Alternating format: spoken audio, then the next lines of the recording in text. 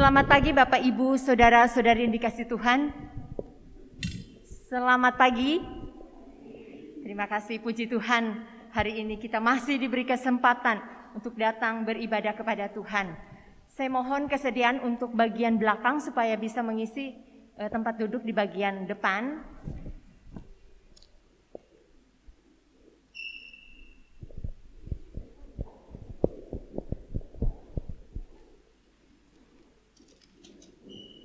Terima kasih untuk kesediaannya.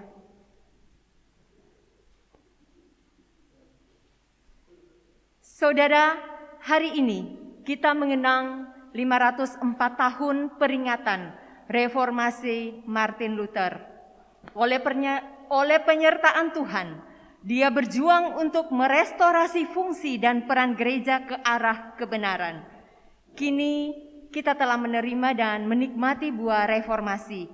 Kiranya diberkatilah seluruh umat yang mempercayai Tuhan, yang teraniaya oleh kebenaran, yang terus membaharui diri ke arah kesempurnaan. Jemaat yang dikasihi Tuhan, saya undang untuk bangkit berdiri. Mari kita mengambil waktu saat teduh.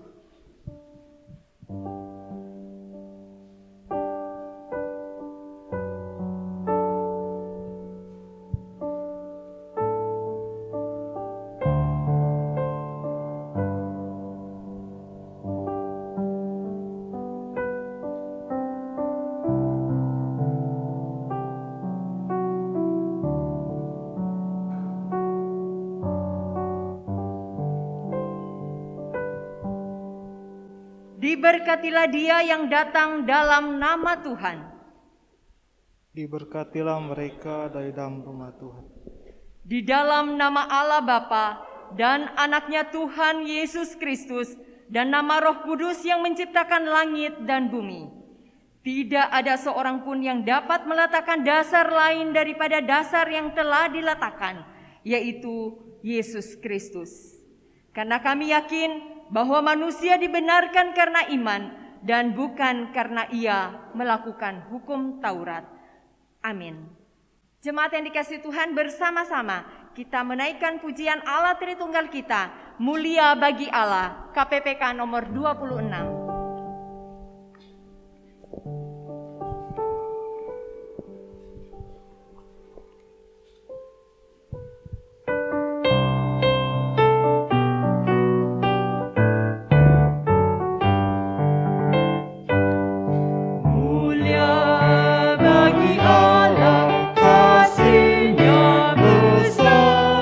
Putranya diberikan untuk kemerdekaan.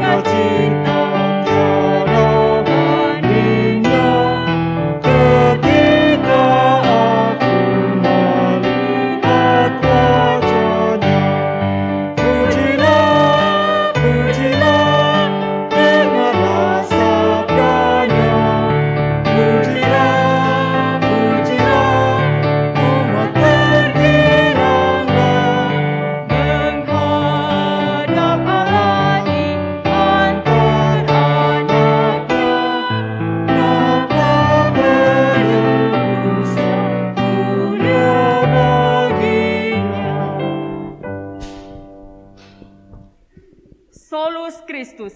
Hanya karena Kristus kita dapat mendekat kepada Allah dengan penuh keberanian, karena Ia telah membuka jalan yang baru dan yang hidup bagi kita melalui dirinya sendiri. Sehingga Kristus adalah satu-satunya jalan keselamatan yang ditentukan oleh Allah bagi kita.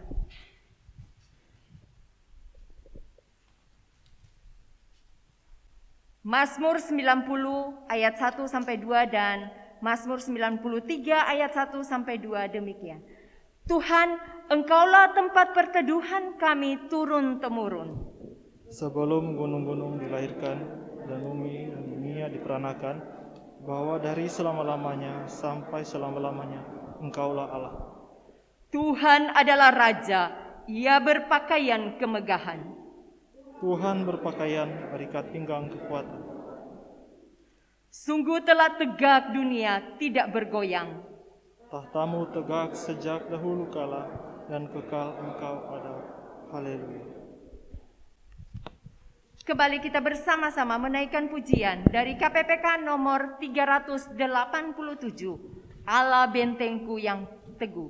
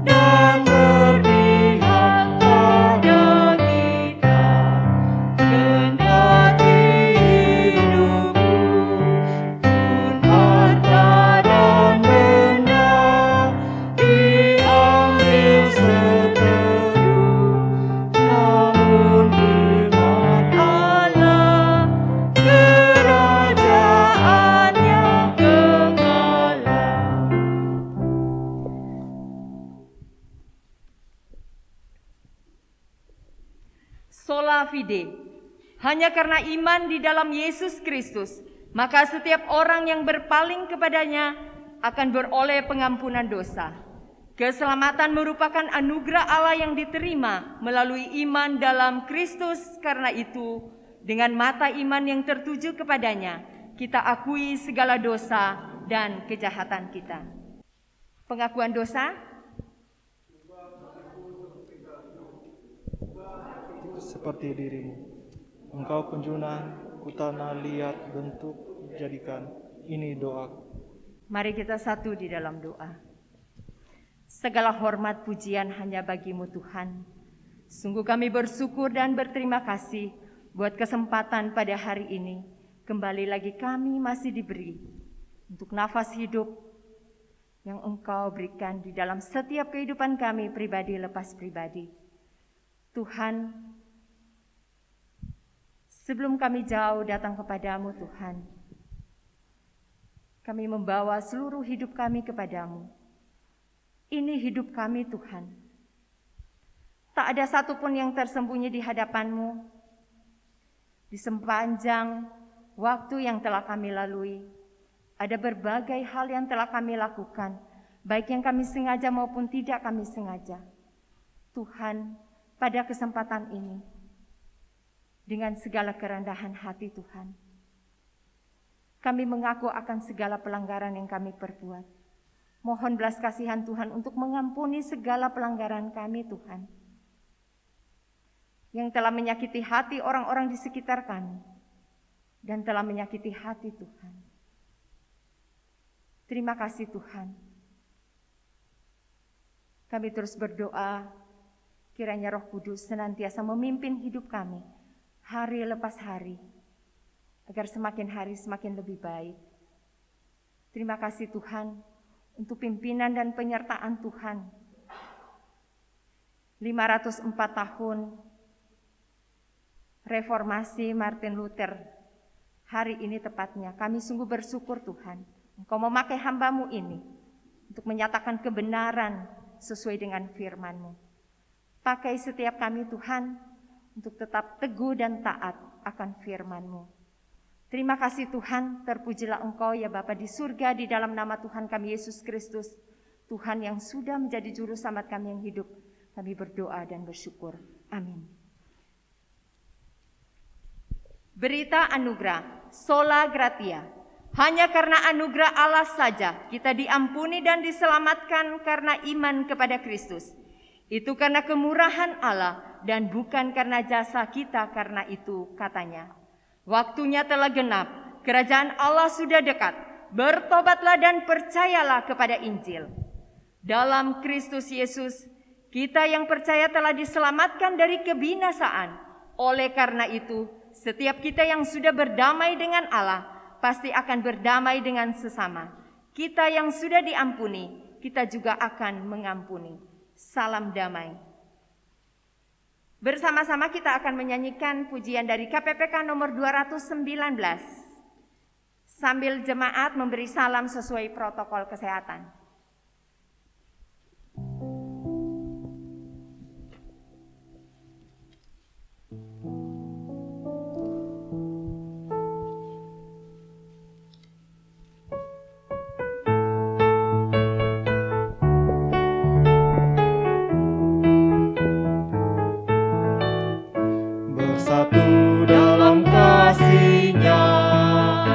Bersatu dalam kasih-Nya, roh kita bersatu dengan roh Allah, bersatu dalam kasih-Nya.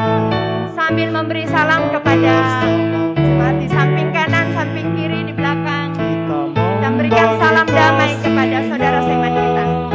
Kita berpegang tangan dan bersaksi, bersatu dalam kasih-Nya. Sekali lagi, bersatu dalam kasih-Nya. Bersatu dalam kasih-Nya, bersatu dalam kasih-Nya. Roh kita bersatu dengan roh Allah, bersatu dalam kasih-Nya.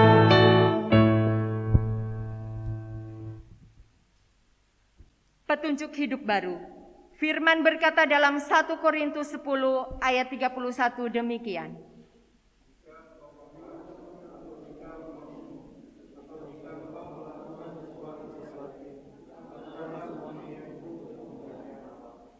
Kiranya Tuhan menolong kita agar dapat mengerti dan mentaati firman-Nya dalam kehidupan sehari-hari. Jemaat silakan duduk.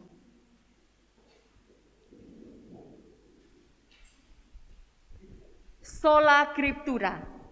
Hanya firman Allah saja yang menjadi dasar pengajaran dan pengalaman hidup bersama dengan Tuhan. Karena itu, hanya firman yang dapat membangun dan memeliharanya. Firman Tuhan sangat jelas dan cukup untuk menuntun kita kepada keselamatan. Kita nyanyikan bersama pujian dari KPPK nomor 386, Dasar Gereja yang Esa. KPPK nomor 386.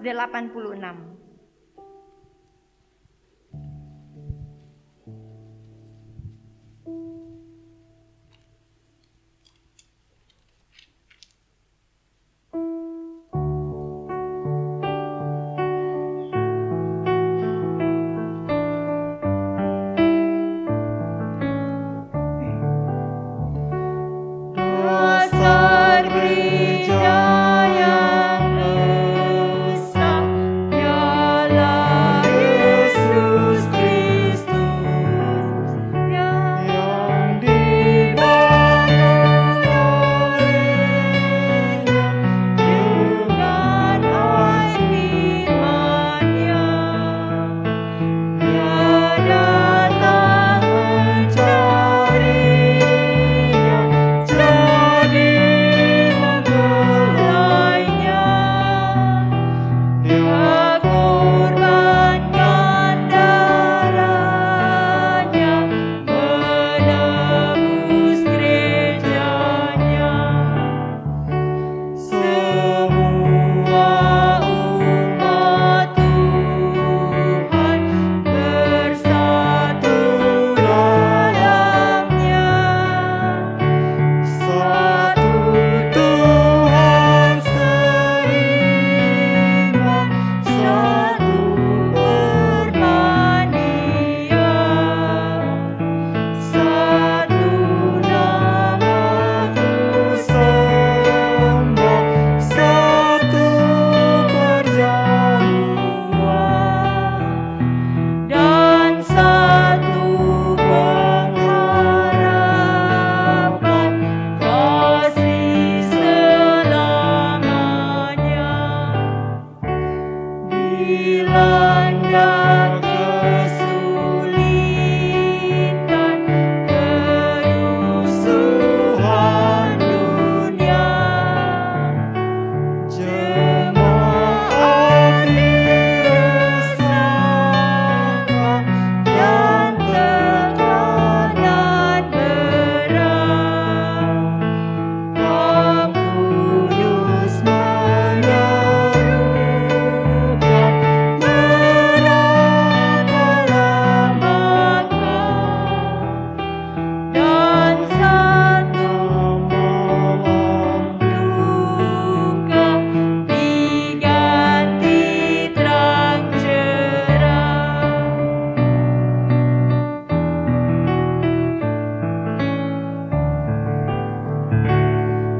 Gereja yang di surga dan yang di dunia bersatu dalam Tuhan, ketiga yang esa. Ya Tuhan, beri anugerah supaya kami Engkau tempatkan juga kekal di rumah-Mu.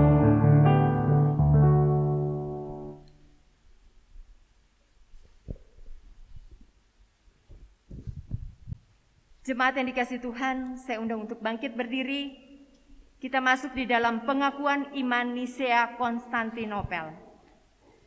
Bersama-sama dengan gereja sepanjang zaman dan abad, kita ikrarkan pengakuan iman kita seturut dengan pengakuan iman rasuli yang kita ikrarkan demikian. Kami percaya pada satu Allah, Bapa yang Maha Kuasa, Pencipta langit dan bumi, segala yang kelihatan dan yang tidak kelihatan.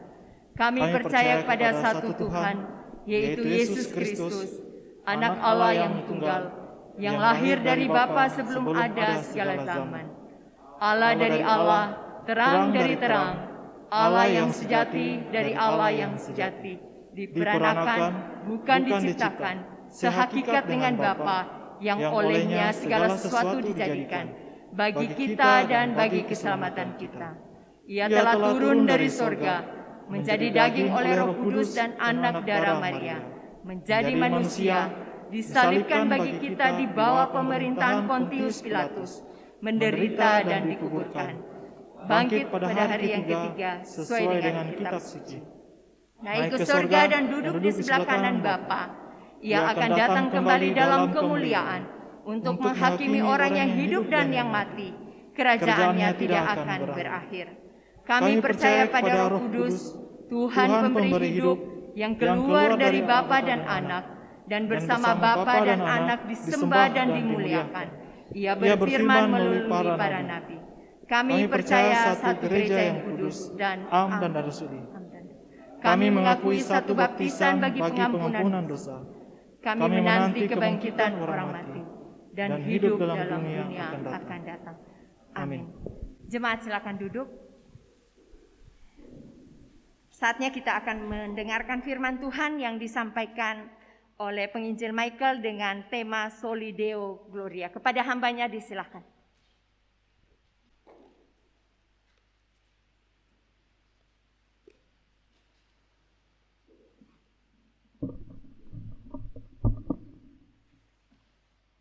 Mari kita berdoa. Bapa di surga, di pagi hari ini kami bersyukur kepada Engkau. Oleh karena kami dapat lagi beribadah, khususnya di dalam peringatan akan gerakan reformasi gereja. Kami bersyukur ketika melihat Engkau adalah Allah yang hidup dan yang berkarya di dalam perarakan gereja di sepanjang zaman untuk boleh setia kepada kebenaran Alkitab. Dan karena itu di pagi ini kami ingin lagi membaca dan akan merenungkan firman-Mu. Kiranya Engkau yang boleh membuka hati kami, menerangi pikiran kami, sehingga kami boleh semakin mengerti akan apa yang Engkau kehendaki bagi kehidupan kami, yaitu orang-orang yang telah Engkau kasihi. Di dalam nama Tuhan Yesus kami berdoa. Amin. Selamat pagi Ibu Bapak. Iya, memang rasanya jadi agak lemas ya hari ini ya. Hari ini mungkin kita agak sedikit gelagapan gitu ya, agak sedikit gagap dengan panduan liturgi yang dibagikan kepada Ibu Bapak. Hari ini adalah tanggal 31 Oktober dan dalam kebaktian ini kita itu memperingati akan gerakan reformasi gereja. Ya, apa itu gerakan reformasi gereja? Nanti silakan Ibu Bapak bisa baca, cari informasi lengkapnya mungkin di Google atau di apa. Tapi kurang lebih itu adalah secara sederhana, kurang lebih itu adalah menjadi titik awal dari munculnya gerakan Protestan. Jadi kalau kita ditanya gerakan kita ini Kristen apa, kita Kristen Protestan. Mengapa kita Kristen Protestan? Nah ini, di momen ini titik di mana terjadi sebuah reformasi terhadap gereja yang di dalam perjalanannya sudah ditemukan mulai menyimpang dari pengajaran Alkitab. Maka tepat di 31 Oktober 1517, jadi kurang lebih 504 tahun yang lalu, seorang teolog bernama Martin Luther itu kemudian melakukan sebuah tindakan yang sangat fenomenal, sampai sekarang masih diingat. Jadi dia memaku 95 dalil pendapat dia didasarkan dari Alkitab terhadap penyimpangan yang sudah dilakukan gereja pada masa itu. Nah, kalau saya ditanya 95 dalil itu apa saja, itu sangat banyak tentunya. Tapi salah satunya adalah berkaitan dengan surat penghapusan dosa. Cuma intinya adalah bagaimana Luther, seperti yang sempat saya singgung lalu, adalah seorang teolog yang begitu bergulat di dalam kehidupannya tentang kasih karunia Allah. Zaman dia, orang-orang berupaya mencari kasih karunia Allah dengan melakukan segala sesuatu. Dia pun sempat terseret namun bergumul dan kemudian melihat pengajaran Alkitab dan melihat ternyata Allah lah yang berkasih karunia lebih dahulu. Dan itu yang menjadi dasar jaminan kehidupan orang percaya. Makanya dalam liturgi tadi, ada beberapa elemen yang masuk di dalam gerakan reformasi gereja yang masuk dalam liturgi kita. Salah satunya itu adalah lagu yang pertama yang kita nyanyikan, Allah Benteng yang Teguh, Ein Festburg. Saya kurang fasih bahasa Jermannya. Itu adalah lagu yang digubah oleh Luther. Makanya kalau Ibu Bapak lihat KPPK, Di situ nanti muncul namanya Martin Luther yang menggubah lagu ini untuk menjadi pengingat kepada orang percaya bahwa kita punya Allah yang teguh, yang kokoh. Sehingga meskipun ada banyak serangan terhadap kehidupan iman kita, kita tidak akan terhilang karena kita punya Allah yang teguh. Nah, elemen kedua yang dimasukkan adalah pengakuan iman Nisea Konstantinopel. Itu memang jauh sebenarnya. Pengakuan iman ini jauh lebih mundur lagi sebenarnya sebelum gerakan reformasi. Kalau tadi Ibu Bapak baca, itu agak sedikit punya perbedaan dari pengakuan iman yang biasanya kita ikrarkan setiap minggu, yaitu pengakuan iman rasuli.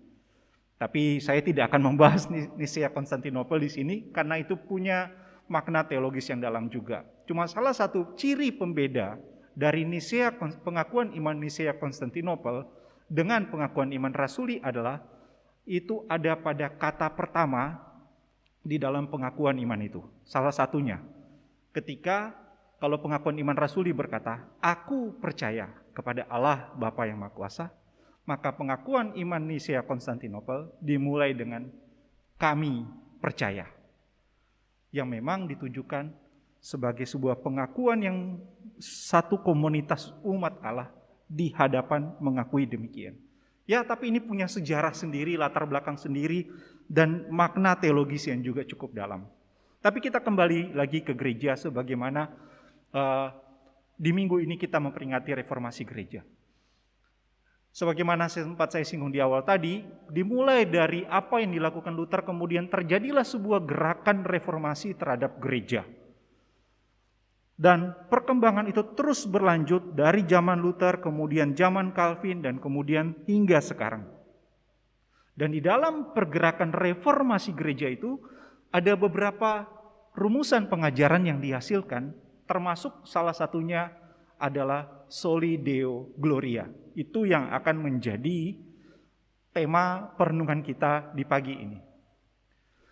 Kalau Ibu Bapak lihat di dalam lembar liturgi, tadi Ibu Bapak sudah menemukan beberapa sola yang disebutkan. Yang pertama itu ada sola fide, lalu kemudian ada solus Christus, lalu kemudian ada sola scriptura. Lalu yang tidak asing bagi kita adalah sola gratia. Nah, cuma memang yang terakhir, salah satu sola yang tidak kalah penting adalah Soli Deo Gloria. Apa itu Soli Deo Gloria?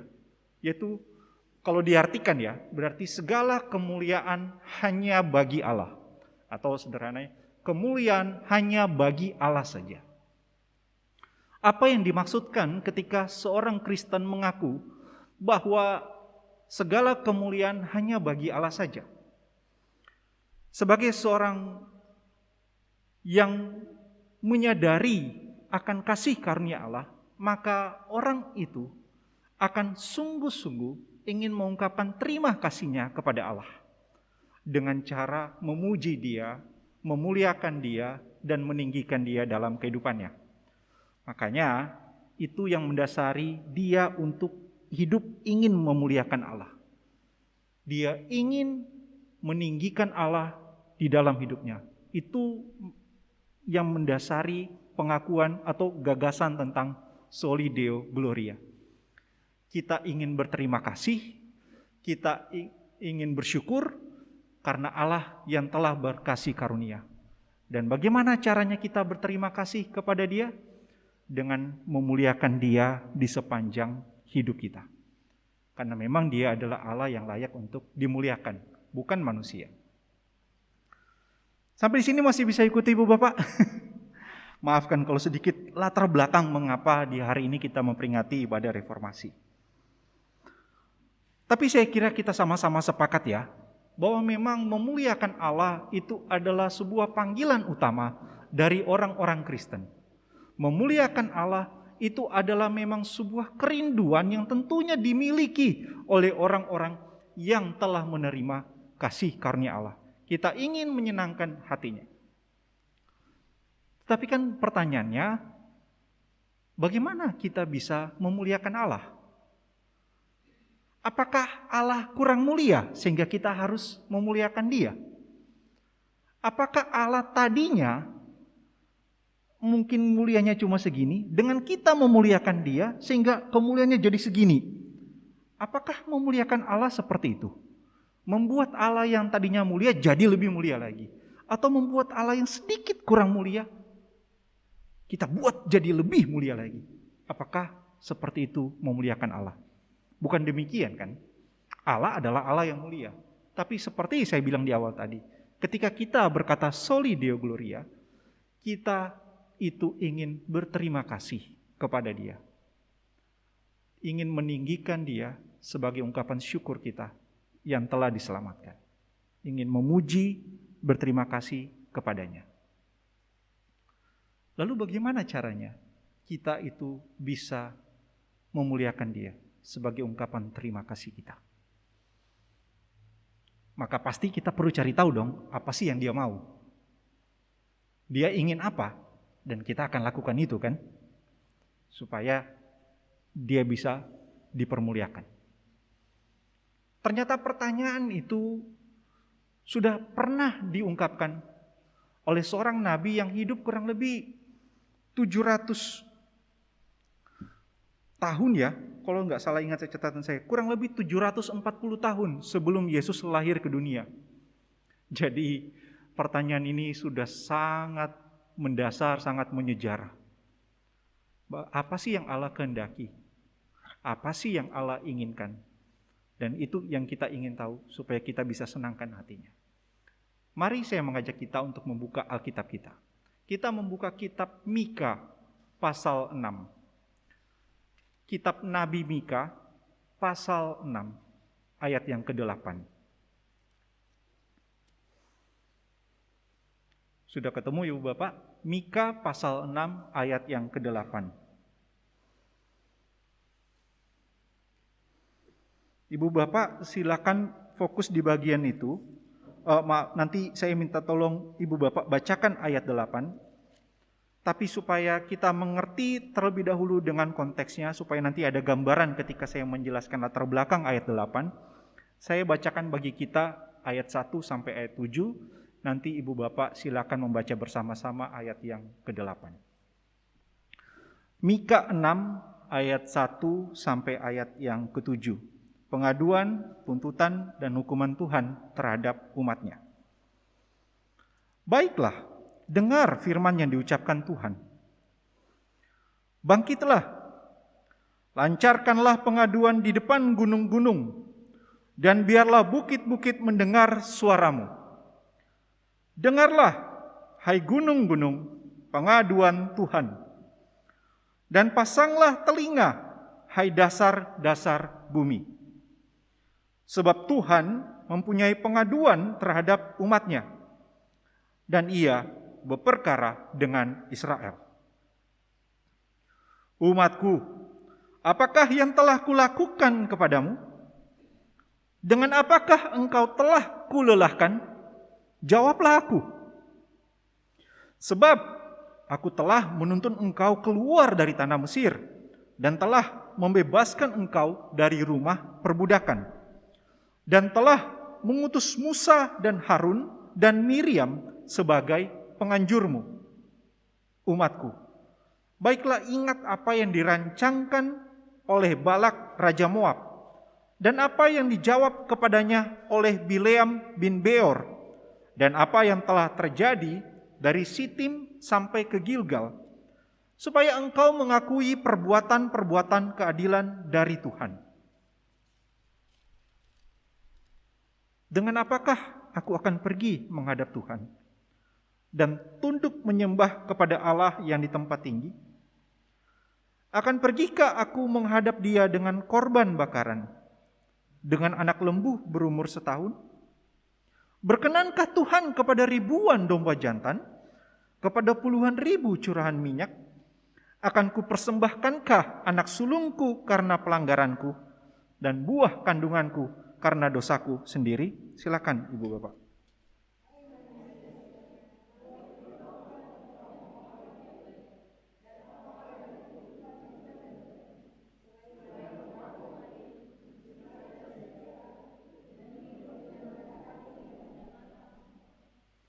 Seperti yang saya bilang tadi, Kita ingin berterima kasih kepada Allah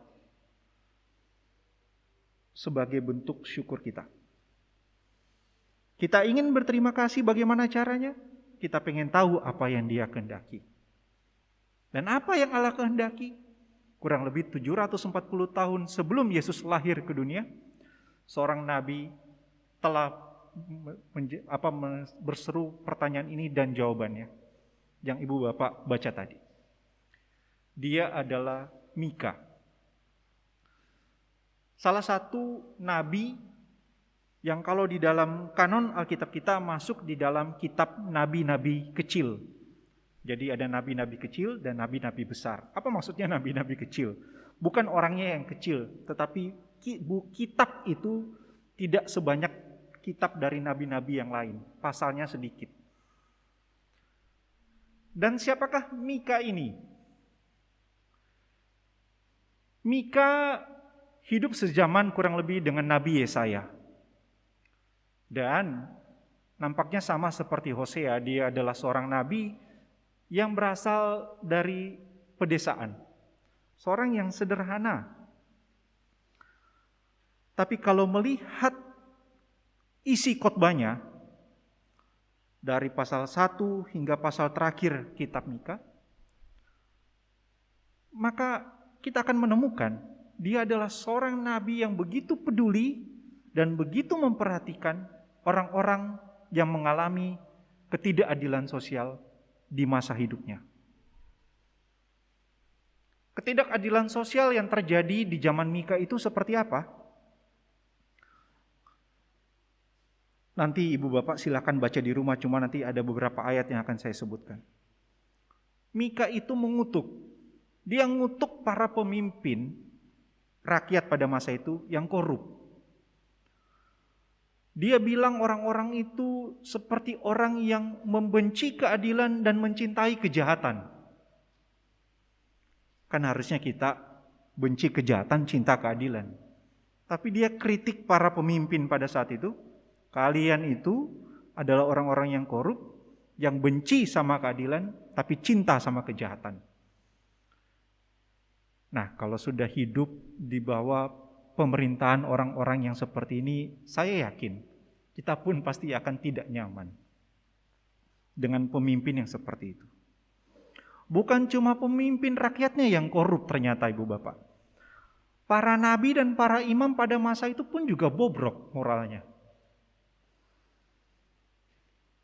Mereka itu digambarkan Mika sebagai seorang yang sangat-sangat jahat karena menyesatkan umat Allah. Makanya kita pasti akan dapat memahami betapa besarnya permasalahan yang disoroti Mika pada saat itu. Di kalangan pemimpin bobrok, moralnya rusak. Pemimpin agama, para nabi dan para imam, ternyata juga tidak kalah bejat. Rusak juga. Dampaknya apa? Umat Allah pada saat itu juga hidup melakukan ketidakadilan. Mereka saling menindas. Yang kaya merampas, menindas yang miskin. Yang lemah ditawan, dijajah oleh yang kuat. Saya pikir kita tidak asing lah. Mungkin Ibu Bapak pernah punya pengalaman melihat akan situasi-situasi ketidakadilan yang pernah terjadi, yang pernah Anda jumpai. Entah apa yang Anda rasakan ketika melihat itu, apakah tutup mata atau menjadi gelisah atau ya sudahlah mau bikin apa lagi. Tapi Mika berdiri dan berkhotbah mengutuk semua tindakan ketidakadilan itu. Dan tidak hanya pemimpinnya yang rusak, nabi imamnya yang bobrok, umatnya yang saling menindas, tapi ternyata kepada Allah mereka juga adalah umat yang tidak tahu berterima kasih. Tidak tahu terima kasih sama Allah. Mengapa saya berkata demikian? Itu yang menjadi konteks dari bacaan kita tadi. Kalau Ibu Bapak baca ayat 1 sampai ayat yang ke-8. mereka adalah orang-orang yang tidak tahu berterima kasih. Makanya dari awal pasal 6 mereka sekarang menghadapi gugatan atau teguran dari Allah. Perhatikanlah ayat 1 dan ayat yang kedua. Maaf, sampai ayat yang kelima. Allah itu seakan-akan seperti hendak memanggil orang-orang Israel itu. Ayo sekarang kalian, di depan gunung-gunung dan di depan bukit-bukit, tunjukkan gugatanmu kepada saya. Kurang lebih seperti itu. Allah menggugat. Kalian mau ngeluh apa? Di depan saksi-saksi bukit-bukit ini sebagai saksinya. Apa yang kalian keluhkan kepada saya? Tidak ada jawaban. Tapi kita lihat gugatan Allah. Allah menyampaikan gugatannya di ayat yang ketiga. Umatku, apa sih yang telah aku lakukan kepada kalian? Dengan apakah engkau telah kulelahkan? Jadi nampaknya ibu bapak begini. Bagi umat Allah pada saat itu, orang Israel pada saat itu, Allah seakan-akan menjadi seorang penguasa yang lalim. Allah seakan-akan menjadi seorang penguasa yang suka membebani umatnya. Makanya Allah sampai tanya, kasih tahu saya, apa yang telah saya perbuat? Dengan apa saya bikin engkau menjadi berbeban? Atau dengan apa engkau telah kulelahkan? Kasih tahu saya. Ini kan gugatan yang tidak main-main kan Ibu Bapak? Kalau Allah sudah sampai ngomong gitu sama umatnya, berarti kan kita dapat gambaran ini umat seberapa tidak tahu berterima kasihnya sama Allah. Sampai Allah ngomong demikian kepada mereka. Coba di depan saksi-saksi, bukit dan gunung ini sebagai saksinya. Kasih tahu saya, dengan apa engkau telah kulelahkan? Berarti kan nampaknya mereka punya pemahaman Allah itu sebagai pribadi yang lalim, yang otoriter, yang menindas, yang suka membebani. Tapi mari lihat lagi. Pada ayat 4 sampai ayat yang kelima, Allah kemudian mengingatkan mereka apa yang telah Dia lakukan. Bagaimana Dia menuntun mereka keluar dari tanah Mesir, dari tempat perbudakan. Bagaimana Dia memimpin mereka dalam perjalanan dari Mesir di sepanjang padang gurun itu hingga tiba di tanah Kanaan. Bagaimana Dia menolong mereka menghadapi para suku-suku di tanah Kanaan sehingga mereka boleh tinggal di situ dengan baik. Allah pun ingatkan mereka tentang apa yang telah terjadi di Sitim dan di Gilgal. Itu adalah daerah di mana poin-poin di mana Allah itu telah berkarya menolong, memimpin mereka sehingga mereka boleh menang di dalam menghadapi peperangan yang ada. Jadi Allah ingatkan mereka. Kasih tahu saya apa yang telah saya buat yang membuat engkau kelelahan. Kasih tahu saya apa yang telah saya buat sehingga engkau menjadi seperti orang yang berbeban. Seakan-akan saya ini adalah penguasa yang lalim, kata Allah. Tapi sekarang saya kasih tahu kau, coba ingat apa yang telah saya lakukan. Bagaimana engkau diselamatkan, bagaimana engkau dipimpin hingga tanah Kanaan, dan disertai di dalam kehidupan di Kanaan. Ngeri ya, Ibu Bapak. Kita akan langsung mengingat, wah, kalau Allah yang sudah menggugat sedemikian, berarti kan betapa tidak tahu berterima kasihnya ini umat. Kalau Allah sudah sampai ngomong begitu, betapa tidak bersyukurnya mereka.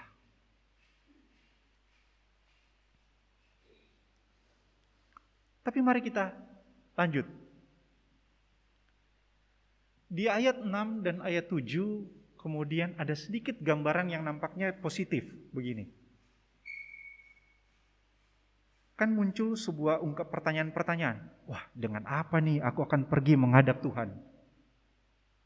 Nampaknya orang-orang Israel yang telah digugat Allah itu sebagai orang yang tidak tahu berterima kasih, nampaknya mulai memikirkan, wah bagaimana ini? Kayaknya kita harus datang menghadap kepada Tuhan nih. Kita harus bertobat. Ya mungkin nampaknya memang ada beberapa orang yang sungguh-sungguh bertobat setelah mendengar seruan dan khotbah dari Mika tentang gugatan Allah terhadap mereka yang tidak tahu berterima kasih ini. Mungkin saja ada beberapa orang yang bertobat. Tapi mari lihat ayat yang ke-7. Ibu bapak akan menemukan pemikiran yang aneh dari orang-orang Israel ini. Mereka sampai berpikir begini. Wah, kayaknya kalau menghadap Tuhan bawa korban ribuan deh. Dengan curahan minyak yang banyak sekali. Ini satu indikasi bahwa nampaknya mereka belum mengerti benar bagaimana memberikan persembahan kepada Tuhan. Mereka nampaknya belum mengerti benar bagaimana berterima kasih kepada Allah. Mereka pikir dengan banyaknya korban yang mereka berikan akan bisa meredakan gugatan Allah. Mereka pikir udah gampang, kasih aja persembahan banyak-banyak. Nanti pasti Tuhan diam. Jadi pikirnya bisa dibeli tuh Tuhan dengan kasih persembahan yang banyak. Mengapa saya tekankan itu? Karena kan waktu Tuhan memberikan peraturan kepada umat Israel, kalau memberikan persembahan kan ada aturan-aturannya. 1 atau 2 atau apa. Tidak sampai ribuan.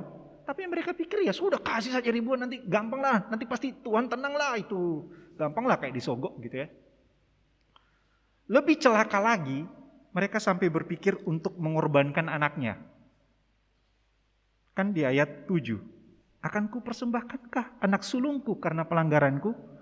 Dan buah kandunganku karena dosaku sendiri? Kan gila nih. Pemikirannya yang gila. Mengapa? Udah korbanin aja ini anak satu buat Tuhan. Supaya Tuhan itu tenang. Gak marah-marah lagi. Padahal itu kan tindakan pengorbanan anak adalah praktek yang dilakukan oleh bangsa-bangsa yang tidak kenal Allah. Dan itu adalah tindakan kekejian bagi Tuhan. Tapi coba lihat pikirannya orang Israel. Udah. Kalau korban ribuan tidak, anak kasih persembahan. Supaya Tuhan itu tenang. Jadi ya, sudah tidak tahu berterima kasih sama Allah, sekarang nampak betapa bobroknya moral bangsa ini. Mereka seakan-akan menjadi orang yang sok tahu dan sok pandai terhadap apa yang Allah inginkan. Mereka seakan-akan muncul menjadi seorang yang seakan-akan bisa berkuasa ngatur Allah, atau nyogok Allah, atau untuk hendak membungkam Allah terhadap gugatan-gugatannya itu. Dengan cara bagaimana? Kasih korban yang banyak, kasih persembahan yang banyak, kasih aja ini, nanti Allah tenang, pasti dia diam. Pola pikir seperti ini kan kadang muncul ya di dalam kehidupan sehari-hari ya. Kita kan mungkin kalau ketemu orang lihat, udah kasih aja dia enak-enak, nanti pasti dia diam itu. Kasih gini-gini aja gitu kan. Praktek korup kayak gini kan kadang muncul dalam kehidupan sehari-hari kan ya. Ibu bapak, dilakukan orang-orang kepada sesama yang lain kan. Supaya bungkam, supaya diam orang itu. Nah praktek itu dilakukan oleh orang Israel kepada Allah. Mereka sampai punya pemikiran kayak gitu tuh. Makanya begitu tidak tahu berterima kasihnya orang-orang ini. Sudah punya hidup tidak setia sama Allah, dan sekarang merasa berkuasa untuk bisa bungkam Allah dengan apa yang mereka punya. Makanya di ayat 8 kemudian kita masuk. Mika pun seakan dengan tegas berkata, "Hai manusia." Mika tidak menyapa ini orang-orang, "Hei kamu umat Allah." Enggak. Mika bilang, "Hai manusia." Mengapa dibilang hai manusia? Karena untuk menegaskan kamu itu manusia di hadapan Allah. Kamu manusia yang terbatas, kamu bukan manusia yang berkuasa, Allah yang berkuasa dan Allah yang kekal. Kamu manusia yang fana. Sekaligus juga untuk kembali menyentak pikiran mereka. Hai manusia, supaya kamu ingat itu loh. Apa sih yang telah Allah lakukan buat kamu? Sehingga kamu tidak lagi jadi umat yang tidak tahu berterima kasih kan gitu. Makanya dibilang, hai manusia. Mika pun melanjutkan. Hai manusia, bukankah sudah dikasih tahu sama kamu apa sih yang Allah inginkan? Dan apa yang Allah inginkan? Berlaku adil, mencintai kesetiaan, dan hidup dengan rendah hati di hadapan Allah. Wah, menarik nih. Kalau sampai Mika memberikan penegasan yang begitu kuat terhadap penjelasan ini, maka penting bagi kita untuk coba memahami. Apa maksudnya berlaku adil? Kita tentu akan langsung dapat memahami, Bu Bapak. Berlaku adil berarti berhenti melakukan ketidakadilan. Berhenti untuk menindas sesamamu. Berhenti untuk tidak memanusiakan orang lain. Berhenti untuk berlaku sewenang-wenang. Tapi sekarang berlakulah baik, menghormati sesamamu, mengasihi mereka, untuk bisa mereka engkau pandang sebagai sesama umat Allah. Menarik ya Ibu Bapak, ternyata pemahaman untuk memuliakan Allah, untuk menyenangkan Allah, atau pemahaman tentang apa sih kehendak Allah, itu berkaitan erat dengan kehidupan terhadap sesama. Jadi berlaku adil. Tidak lagi menipu orang lain, tidak lagi menyalahgunakan wewenang, tidak lagi merendahkan manusia lainnya. Tapi kalau pakai bahasa sederhananya, ya maka berlaku adil berarti memanusiakan orang lain sebagai sesama umat Allah, sebagai sesama ciptaan Allah.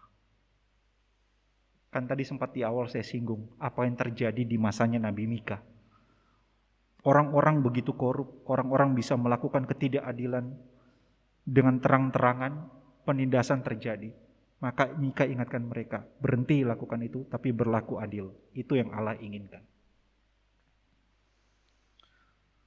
Mencintai kesetiaan itu berarti bicara tentang setia terhadap apa yang sudah dibuat dalam perjanjian dengan Allah. Setia atau bersikap sepenuh hati untuk setia kepada Allah. Mengapa? Karena kembali konteksnya adalah ini teguran kepada umat yang tidak tahu terima kasih sama Allah. Makanya waktu Allah bilang cintai kesetiaan, Dia inginkan umat ini menjadi orang-orang yang setia di dalam persekutuan dengan Allah. Karena ternyata mereka juga jadi orang yang sudah mulai berpaling dari Allah. Makanya tidak heran pemikiran untuk mengorbankan anak itu masuk dalam pemikiran mereka untuk mau dikasih sama Allah. Itu kan praktek yang dilakukan bangsa-bangsa terhadap berhala. Jadi indikasi bahwa mereka sudah tidak lagi setia sama Allah. Sekarang diingatkan, setia, cintai kesetiaan, dengan kata lain sepenuh hati untuk supaya setia kepada Allah. Menjadi umat yang sungguh-sungguh mau setia, taat kepada Allah. Tidak lagi bercabang hatinya, tidak lagi mendua hatinya.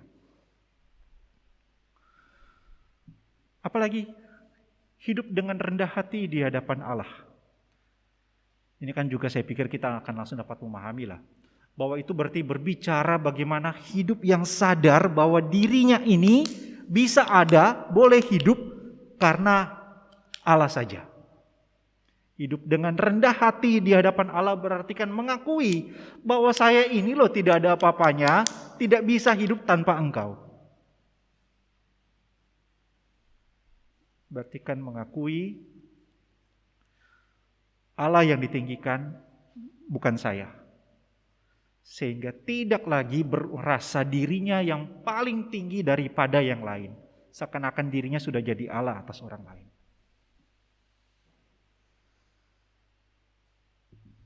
Saya kira ini 3 kebajikan hidup ini sesuatu yang tidak asing bagi kita.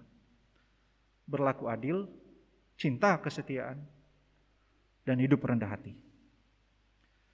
Tapi yang perlu kita ingat, semua ini adalah bagian dari kehidupan dari orang-orang yang telah menerima kasih karunia Allah. Dengan kata lain, seperti ini loh hidup yang tahu berterima kasih sama Allah.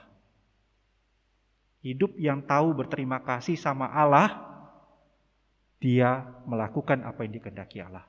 Apa itu? Yaitu 3 itu tadi. Ibu bapak sekalian, mari kita refleksikan ke dalam hidup kita. Berlaku adil, mencintai kesetiaan, hidup dengan rendah hati adalah hal yang Allah kehendaki untuk kita hidupi sebagai umat-Nya. Dan kita pun melakukan itu sebagai wujud terima kasih kita kepada Allah yang telah menyelamatkan kita. Ini yang diingatkan Mika sama bangsa yang tidak tahu terima kasih itu. Makanya saya kira saya sepakat dengan seorang pakar, seorang teolog yang berkata begini. Soli Deo Gloria, segala kemuliaan hanya bagi Allah, itu dekat dengan sola gratia, kesadaran bahwa hanya oleh anugerah. Orang yang punya pengertian mendalam tentang kasih karunia Allah, maka dia akan sungguh-sungguh menjalani hidupnya untuk kemuliaan Allah sebagai ungkapan terima kasih-Nya. Saya ulangi ya. Orang yang punya pengertian mendalam tentang kasih Allah pada dirinya, maka dia pasti akan sungguh-sungguh hidup menyenangkan Allah atau hidup memuliakan Allah sebagai ungkapan terima kasih-Nya dia kepada Allah. Jadi soli Deo Gloria dekat dengan sola gratia. Tapi mereka yang tidak punya pengertian mendalam tentang sola gratia, tidak punya pengertian mendalam tentang kasih karunia Allah, bagaimana mungkin mau diharapkan untuk bisa hidup berterima kasih sama Allah? Mereka yang lupa akan kasih karunia Allah kepada dirinya, maka perlu diingatkan supaya mereka bisa tahu berterima kasih sama Allah untuk menyenangkan Allah.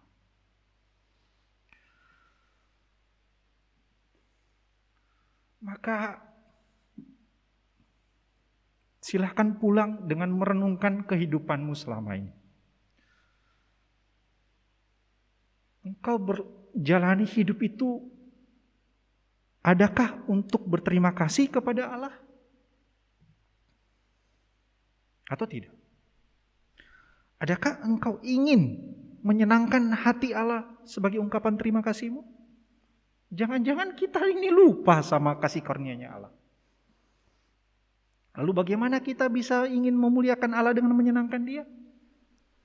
Ya kata Mika tadi, berlaku adil, cinta, kesetiaan, dan hidup dengan rendah hati.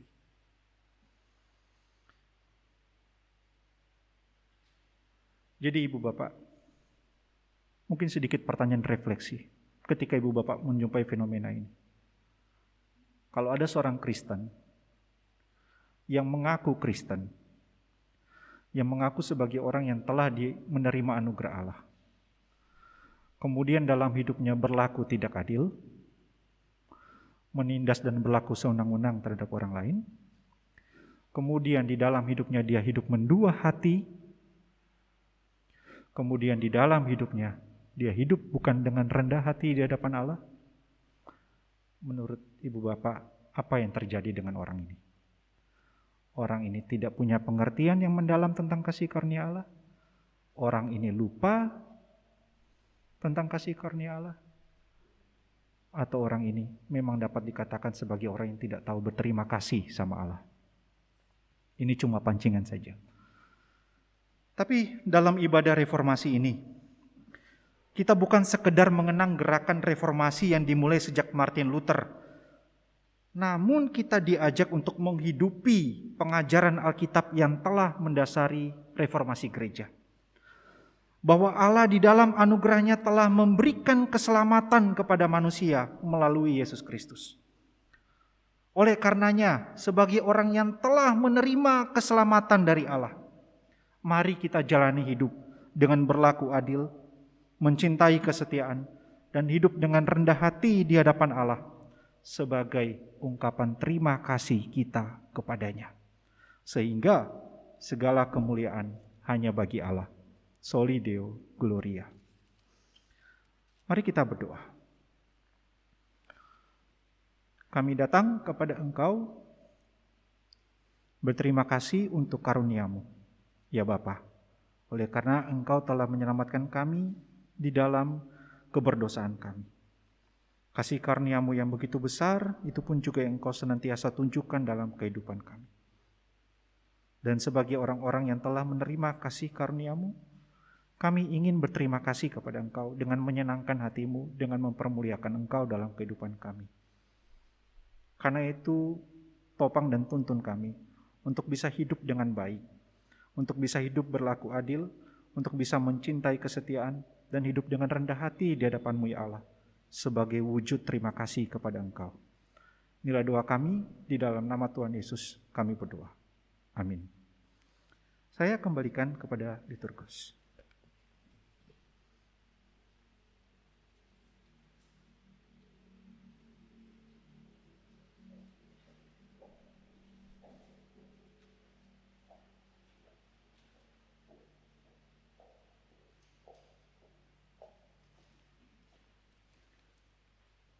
Demikianlah firman Tuhan yang sama-sama kita dengarkan. Kiranya Roh Kudus memampukan kita untuk melakukannya di dalam setiap kehidupan kita hari lepas hari.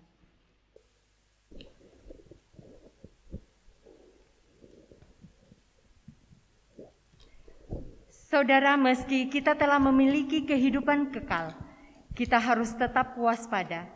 Setan tetap berusaha untuk mengambil tempat Allah di dalam hidup kita. Ia juga berusaha mengacaukan pemahaman kita akan kemanusiaan dan keilahian Kristus. Karena itu, belajarlah mengenal Allah.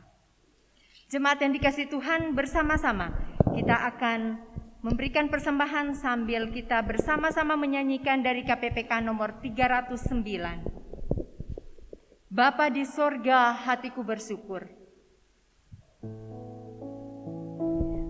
Hari ini kita memasuki minggu yang terakhir di bulan Oktober. Jadi hari ini ada persembahan SKA yang disediakan.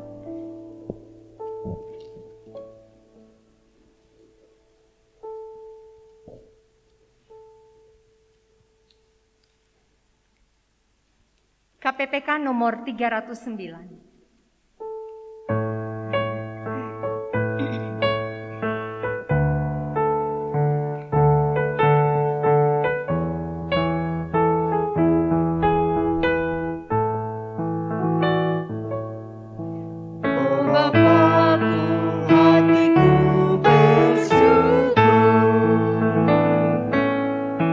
Bapa sorga, hatiku bersyukur.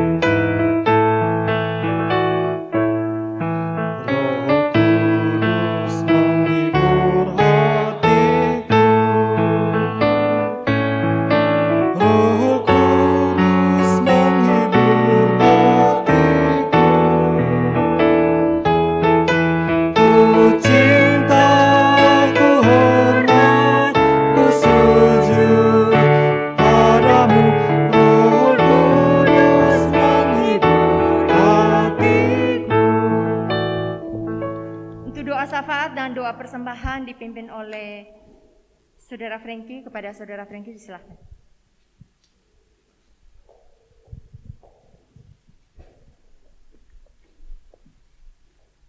Bapak Ibu Saudara, kita akan masuk dalam doa. Mari kita berdoa. Kepadamu ya Allah, Bapa kami yang bertata di dalam kerajaan sorga, kami datang pada siang hari ini membawa setiap syukur dan sembah kami. Kami sungguh berterima kasih untuk segala kebaikan Tuhan di dalam kehidupan kami. Kami sungguh bersyukur karena Tuhan masih menyertai kehidupan kami sampai pada hari ini.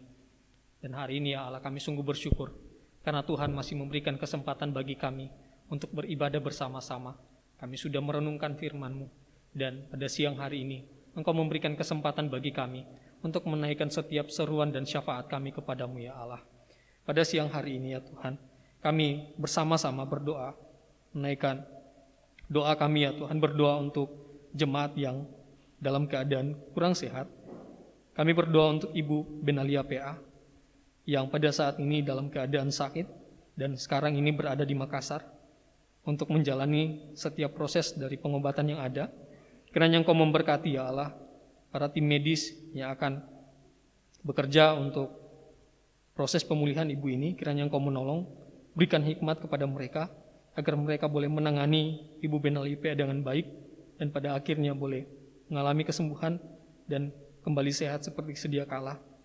Kami juga berdoa untuk proses pemulihan dari Bapak Michael yang beberapa waktu lalu telah menjalani operasi di bagian mata. Kiranya Engkau memberkati dalam proses pemulihan ini. Berikanlah kekuatan kepadanya agar dia boleh menjalani hidupnya dengan baik sehingga kesehatannya boleh pulih seperti sedia kala. Berkati obat-obatan, makanan yang dikonsumsi agar semuanya itu boleh menjadi penyedia sarana penyembuh untuk Bapak Michael yang ada. Engkau berkati keluarga yang terus mendampingi dan kiranya mereka boleh dengan sabar mendampingi Bapak Michael. Terima kasih ya Tuhan, terima kasih. Pada siang hari ini juga ya Tuhan, kami sungguh bersyukur kepadamu ya Tuhan. Karena pada minggu ini ada umat-umatmu yang boleh berjumpa dengan hari kelahirannya. Kami sungguh bersyukur, berdoa untuk Bapak Obed Manik, berdoa juga untuk anak Dev Royen Chandra. Terima kasih untuk 1 tahun lagi yang Engkau karuniakan kepada mereka. Kiranya Engkau memberkati hidup mereka di dalam segala hal yang dikerjakan, digumulkan. Kiranya Engkau memberkati dalam segala hal yang dicita-citakan, kiranya Engkau memberkati ya Tuhan. Terima kasih ya Tuhan, terima kasih. Pada siang hari ini pula kami berdoa untuk proses pelayanan di tempat ini, berdoa untuk panitia Natal remaja dan pemuda. Dalam segala hal yang dipersiapkan, kiranya Engkau memberkati. Berikan kerjasama yang baik agar pemuda dan remaja boleh bergandengan tangan bersama-sama untuk memajukan kegiatan ini. Dan kiranya kegiatan ini boleh berjalan dengan baik dan nama-Mu dipermuliakan. Kami juga bergumul berdoa ya Tuhan untuk perayaan Natal pada tanggal 11 Desember yang akan diadakan nanti ya Tuhan. Kiranya Engkau memberkati pribadi-pribadi yang mengambil bagian dalam hal ini, kiranya Engkau memberkati. Dan kami juga berdoa ya Tuhan untuk dana-dana yang dibutuhkan. Kiranya Engkau mencukupkan segala sesuatunya. Kami sungguh meyakini Engkau adalah Allah yang sanggup mengadakan segala sesuatunya dan kami percaya Engkau akan menolong kegiatan kami ini ya Tuhan. Terima kasih ya Tuhan, terima kasih. Pada hari ini juga ya Tuhan, kami berdoa bersama-sama berseru untuk saudara-saudara kami di GKT dan Pasar. Kami bersyukur ya Tuhan gereja ini boleh ada di sana ya Tuhan. Itu semua karena seizin Tuhan. Kami percaya ada maksud Tuhan yang indah Engkau menempatkan gereja ini di sana ya Tuhan. Kami berdoa untuk pergumulan demi pergumulan dari GKT dan Pasar. Berdoa untuk persiapan ibadah hybrid yang akan dilaksanakan pada awal November ya Tuhan. Kiranya Engkau memberkati pribadi-pribadi yang mengambil bagian dalam pelayanan ini. Kiranya Engkau memberkati mereka, berikan hikmat kepada mereka, agar mereka boleh melayani dengan baik. Berikan hati yang rindu untuk melayani, sehingga mereka boleh sungguh-sungguh melayani Engkau dan mempermuliakan nama-Mu ya Tuhan. Kami juga berdoa untuk kelanjutan dalam proses pembangunan. Kiranya Engkau memberkati setiap panitia-panitia pembangunan yang ada. Orang-orang yang ada kiranya Engkau memberkati, sehingga mereka boleh mengerjakan tugas mereka dengan sebagaimana mestinya. Kami juga berdoa untuk dana-dana yang dibutuhkan. Kiranya Engkau memberkati ya Tuhan. Cukupkan segala sesuatunya ya Tuhan, agar pembangunan ini boleh berjalan dengan baik dan nantinya pembangunan ini boleh dipakai untuk pelayanan yang ada ya Tuhan. Terima kasih. Kami juga berdoa untuk keteguhan jemaat yang ada di dalam situasi yang sulit ini ya Tuhan, di dalam situasi pandemik yang sekarang ini yang begitu memukul perekonomian umat-umat-Mu di GKT dan pasar ya Tuhan. Kiranya Engkau memberkati mereka, berikan ketegaran hati, kuatkan hati mereka ya Tuhan, agar mereka boleh melewati persoalan demi persoalan hidup mereka, sehingga mereka terus memandang hanya kepada-Mu saja, dan terus hanya berharap kepada-Mu saja ya Tuhan. Terima kasih ya Tuhan, terima kasih. Pada siang hari ini, kami juga berdoa ya Tuhan, untuk bangsa dan negara kami. Berkatilah pemimpin-pemimpin kami ya Tuhan, mulai dari presiden, wakil presiden, dan seluruh jajaran kabinet kerja yang ada. Berikanlah hikmat kepada mereka, agar mereka boleh menjalankan tugas mereka sebagai wakil rakyat ya Tuhan, agar mereka boleh menjalankan tugas mereka dengan baik, membawa bangsa ini lebih baik, membawa bangsa ini lebih maju ke depannya ya Tuhan. Terima kasih ya Tuhan, terima kasih. Dan pada siang hari ini ya Tuhan, kami juga bersyukur kalau kami sudah memberikan korban persembahan ya Tuhan. Kiranya Engkau memberkati korban persembahan yang kami berikan ini, agar boleh dipakai untuk pelayanan-Mu di tempat ini. Terima kasih ya Tuhan, berdoa untuk setiap majelis yang mengelolanya, berikan hikmat agar boleh mengelolanya dengan baik ya Tuhan. Semuanya itu hanya untuk kemajuan pelayanan di tempat ini. Terima kasih ya Tuhan, terima kasih. Inilah doa kami, inilah syafaat kami. Mari Ibu Bapak Saudara sekalian kita mengakhiri doa kita dengan doa Bapa kami. Bapa kami yang di surga, dikuduskanlah nama-Mu, datanglah kerajaan-Mu, jadilah kehendak-Mu di bumi seperti di surga. Berikanlah kami pada hari ini makanan kami yang secukupnya, dan ampunilah kami akan kesalahan kami, seperti kami juga mengampuni orang yang bersalah kepada kami. Dan janganlah membawa kami ke dalam pencobaan, tetap lepaskanlah kami daripada yang jahat. Karena Engkau yang punya kerajaan, dan kuasa, dan kemuliaan, sampai selama-lamanya. Amin. Jemaat dipersilakan duduk kembali. Saya kembalikan kepada liturgus.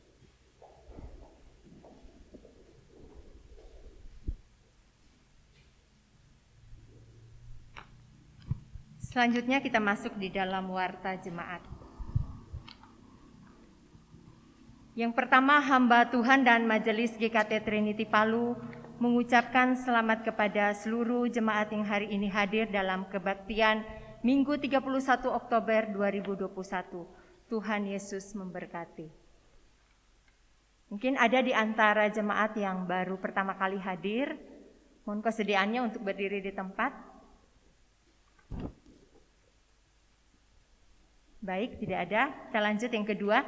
Jemaat yang berulang tahun tanggal 24 sampai 31 Oktober. Yang pertama Bapak Obed Manik 25 Oktober, yang kedua anak Dev Rowen Chandra. Kepada Bapak Obed dan anak Owen, selamat ulang tahun, Tuhan Yesus memberkati. Yang ketiga, dana Natal yang dibutuhkan sebagai berikut. Konsumsi 3 juta, dekorasi 1 juta, viatikum 1 juta, Natal remaja dan pemuda 1.500.000, next sekolah minggu 500.000, biaya tak terduga 500.000. Jadi jumlah dana Natal yang kita butuhkan sebesar 7.500.000 rupiah. Untuk dana Natal tersebut mohon dukungan jemaat. Tuhan Yesus memberkati. Jadi mulai minggu depan di tanggal 7 November kami telah menyediakan persembahan Natal di amplop sana. Jadi di amplop itu kami tidak tulis persembahan Natal, tetapi kami sediakan di kotak. Nanti kalau Bapak Ibu yang ingin memberikan persembahan Natal dapat memasukkannya di kotak yang ini depan.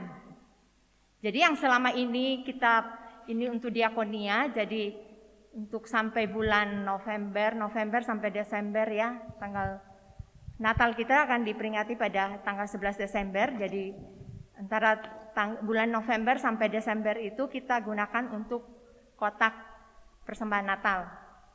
Jadi bagi Bapak Ibu, atas dukungan Bapak Ibu kami mengucapkan terima kasih.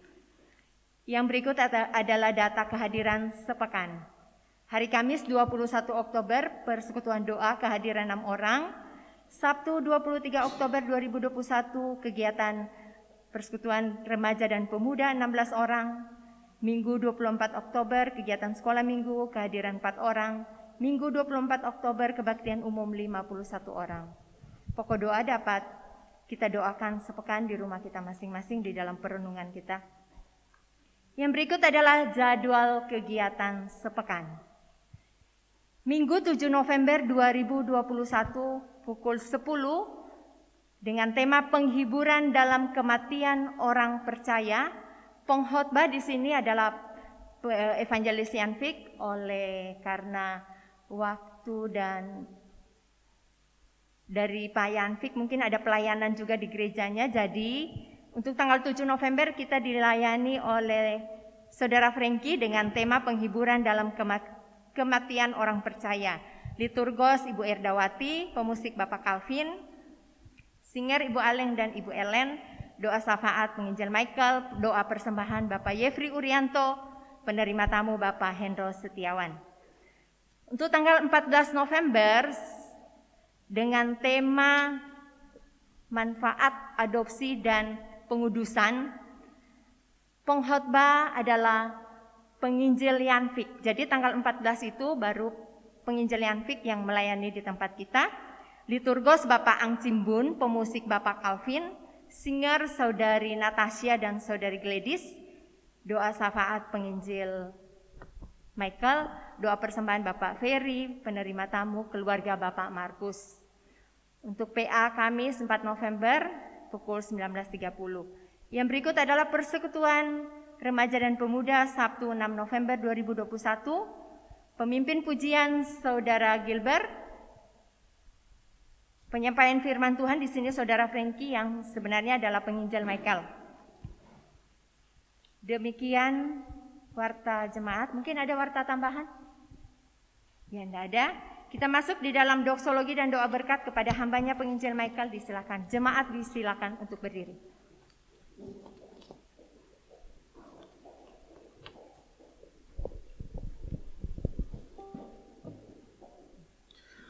Mari jemaat sekalian, arahkanlah hatimu kepada Tuhan dan pulanglah serta hiduplah dalam ketaatan, kekudusan dan kesetiaan terhadap perjanjian.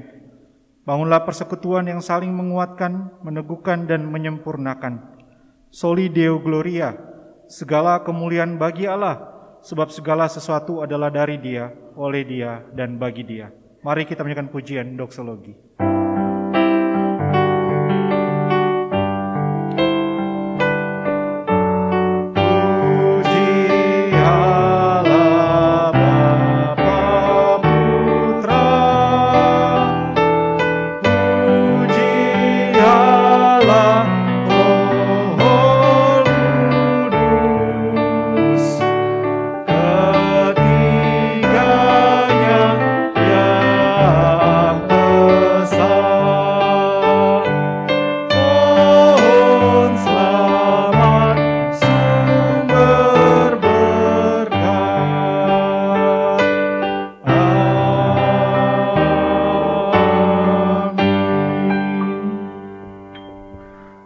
Reformasi bukan hanya untuk diingat dan dikenang.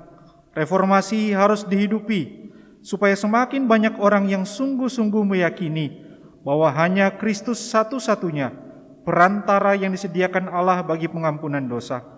Bahwa di dalam iman kepadanya, anugerah keselamatan diberikan kepada manusia. Dan hanya firman Allah saja sebagai satu-satunya standar pengajaran yang olehnya jemaat dapat bertumbuh, supaya segala kemuliaan hanya bagi Allah. Maka sekarang terimalah berkat Tuhan. Kiranya Allah damai sejahtera yang oleh darah perjanjian yang kekal telah membawa kembali dari antara orang mati Gembala Agung segala domba, yaitu Yesus Tuhan kita. Kiranya memperlengkapi kita dengan segala yang baik untuk melakukan kehendak-Nya dan mengerjakan di dalam kita apa yang berkenan kepadanya oleh Yesus Kristus. Bagi Dialah kemuliaan sampai selama-lamanya. Amin.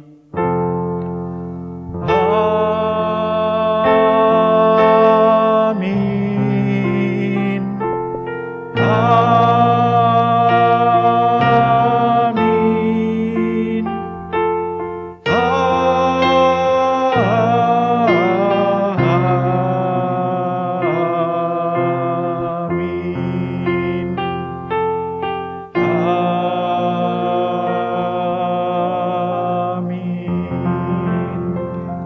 Silakan duduk Ibu Bapak sekalian, silakan mengambil saat teduh, kebaktian kita selesai.